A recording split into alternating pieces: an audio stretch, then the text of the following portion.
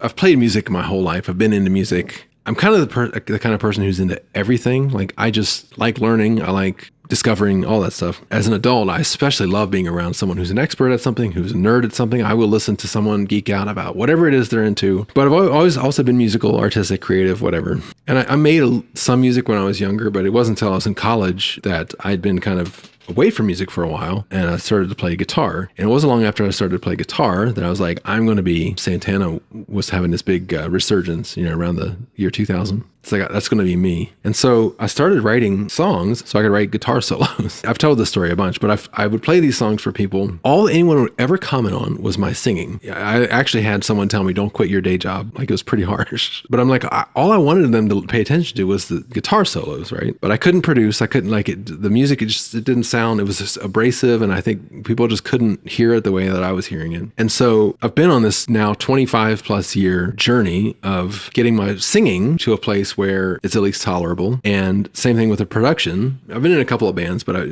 once I moved to Portland, I started playing with one, and they commented on it, you have a really great voice. And something from that kind of pushed me to take it a little bit further. And I started to find these things in my voice. And even in older songs, I was attempting to do it, but I hadn't learned the technique. A couple of years ago, I took singing lessons. I have this range, and I didn't realize was there. I can do cool stuff like that. And so what set out to be like, I'm going to be a great guitarist is I'm kind of an average guitarist, but now I'm known more for singing. And just in the last couple of years, when I've just doubled down on production and getting through that, is the productions are starting to sound pretty good too. But an interesting thing that came from that is that those high notes, the two things that I was the worst at, I've now somehow found ways to not just get adept at them, but actually excel at them in some ways and find a sound, especially in my production with the banjo and the heavy guitars. I've got a recording from like 2001 where I was in my dorm room and I just gotten a banjo. I had an old Flying V. I wish I still had that Flying V, but I recorded some heavy guitar and I played some banjo on top of it, and I called the track Metal Grass. So all the way back then, I was already having glimmers of this sound that I was going to create 25 years later. And obviously that's not the way it works, right? We're all just sort of a sum of these little occurrences and decisions that lead us to now. It wasn't like there was a destiny. I mean, you can look at it that way if you like, but I don't look at it that way. It's just a sum of things. Everything in your life has led to you exactly right now, right? That's always the case. But it reminds me of in college, you had to take, God, I don't want to take these classes. They're going to be so hard. And those ended up being some of the best classes. I think ultimately it comes back to my core